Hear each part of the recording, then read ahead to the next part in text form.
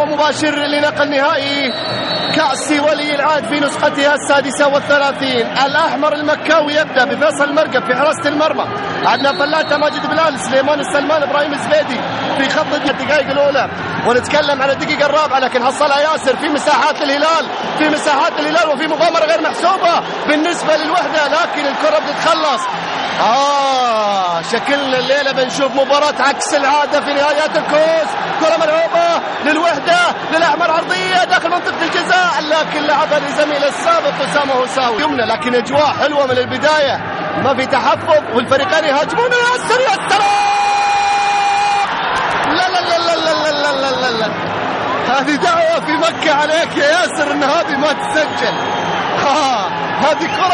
هذه كرة جول لياسر القحطاني في لقطة قريبة جدا قبل موسمين في مرمى الاتحاد لعبها وسجل في تلك المباراة، والآن بنفس الطريقة تقريبا أيضا بيلعبها وبتمر بجوار القائم. محاولة أولى للهلال ومجازفة كبيرة للوحدة قد يدفع ثمن هذا الاندفاع والمغامرة غير محسوبة وعدم تقدير قوة الخصم. مع لمها ويلي يحاول يمر أحد المتخصصين في هذه البطولة، ويلي بيلعبها على عرضية، ولكن الأردني النشمي الأردني طلع في اللقطة الماضية وخلصها. اللاعب اللي ما يحب التلفزيونات خير شر، مع أن الليلة التلفزيون مو مقصر يا الأردني، ما يحب التلفزيونات هذا اللاعب اطلاقا، جلسته دائما على الانترنت وعلى الفيسبوك اللي يبغيه من مشاهدي الوحدة ولكن تتخلص بتعود حصار لعيال مكة. الراقي ماذا يفعل؟ يمرر هناك الكرة ملعوبة عالية عرضية داخل منطقة الجزاء للوحدة لعسيري، الله عليه. اجلس يا خيمي وانتبه لصحتك الله يحفظك. هذه الكرة الوحداوية الأولى في المباراة عن طريق مهند عسيري بيلعبها بكور جميل جدا بتمر بجوار القائم. كان هدف مكاوي راح يكون غاوي في اللقطة الماضية، لكن الكرة بتمر بجوار القائم إلى خارج الملعب. ضربة مرمى يعيش في كرة القدم. رادوي يلعبها عالية وعرضية داخل منطقة الجزاء، الإبعاد من قبل مدافع نادي الوحدة، تصل لفريدي بيجرب ويسدد كرة تعدي لخارج الملعب. ضربة ركنية لمصلحة الزعيم، هي الثالثة. 4 ضربات ركنية في نصف شوط المباراة الأول، 3 منها للهلال وواحدة للوحدة. 51 ويقول لك الدوري قريب بعد 52، نشوف كاس الملك 53 وآسيا 54 والحسابة تعبت من الحساب. كرالي ولي علي عرضية، السلام! الزعيم يبحث عن البطولة 51 وراح تكون لنمبر 1 زعيم مع مرتبة الشرف. أحمد علي كامل يسجل هدف كامل لصالح الزعيم، ويا سلام! الهلال الأزرق صاحب الإنجازات والبطولات، الزعيم يتقدم بأول هدف المباراة.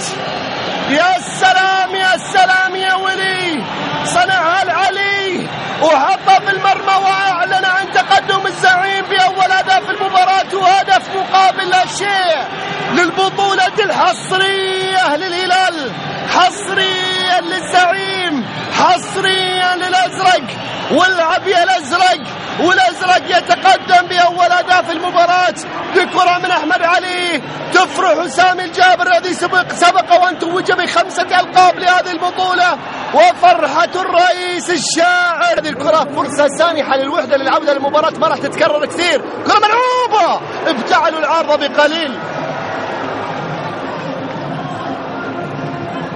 عدت الكرة الماضية إلى خارج الملعب. ضربة مرمى مختار الذي يظهر أمامكم، لاعب أيضا دولي في المنتخب المصري، عمل على فكرة مع مانويل جوزيه لكزت النجوم المقدمة لنجم المباراة الأول اللي راح يختارون النجوم الموجودين في استديو لاين سبورت. كرة ملعوبة عليه عرضية بحصلها حسن العتيبي، حصلها العتيبي. سليمان السلماني يقدم مباراة طيبة في الجهة اليمنى، ولي يحاول يمر مع عدنان فلاته، يحاول يفلت من فلاته، فلت من فلاته، سقط. الأحبة الكرام في كل مكان، ما هي إلا 5 دقائق ويسدل الاستثناء على نهاية شوط المباراة الأول. كرة سهلة للمرقب حارس المرمى اللي بيسيطر عليها. الهلال لم يخسر إلا مرة وحيدة النهائي لما كانت المباراة في الدمام بهدف عبد الله الشيحان للهلال. هذه اللقطة شوف هني، هل هدف تلامس بعد ما عدى فلاتة؟ والله شكلها رادوي من مسافة بيجرب وبيسدد، والكرة بتعلو العارضة بقليل. فرصة من رادوي. الأوضاع صعبة للغاية للوحدة، لا وجود للحلول الكثيرة، لا توجد مفاتيح كثيرة. هدف ثاني قد يحسم الموقف لمصلحة الهلال منطقيا من ناحية الأداء، أما في كرة القدم فكل شيء ممكن أن يحدث. نقل الكرة على الجهة اليمنى تصل لسليمان الآن على الطرف الأيمن، بيلعب الكرة العرضية عالية، عرضية باتجاه عسيري. السلام، بتمر كرة عسيري بتمر من فوق العارضة.